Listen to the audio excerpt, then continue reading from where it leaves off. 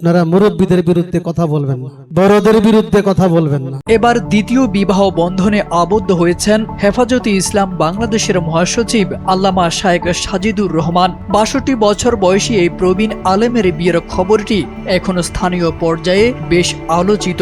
এর একদিন আগেই দ্বিতীয় বিয়ে করেছেন আলোচিত বক্তা রফিকুল ইসলাম মাদানী, যা এখন মুখরোচক হিসেবেই আলোচিত হচ্ছে নেট দুনিয়ায়।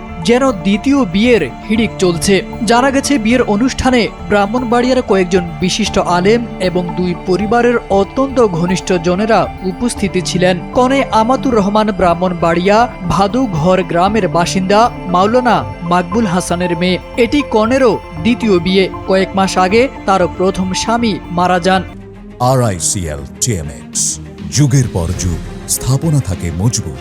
আল্লামা সাজিদুর রহমানের প্রথম স্ত্রী গত ৩০ মার্চ রাজধানীর একটি হাসপাতালে চিকিৎসাধীন মৃত্যুবরণ করেন। প্রথম স্ত্রীর মৃত্যুতে শোকাতুর পরিবারে ৪ ছেলে ও ২ মেয়ের অভিভাবক হিসেবে এবং ব্যক্তিগত প্রয়োজনে তিনি এই বিয়ের সিদ্ধান্ত নিয়েছেন বলে ধারণা করা হচ্ছে। প্রথম স্ত্রীর মৃত্যুর ৫ সপ্তাহের মাথায় তিনি এই নতুন সংসার শুরু করলেন। বৃহস্পতিবার রাতে তার নিজ এলাকা ব্রাহ্মণবাড়িয়া সদর উপজেলার ভাদুঘর গ্রামে পারিবারিক আয়োজনের মধ্য দিয়ে এই বিয়ে সম্পন্ন হয়।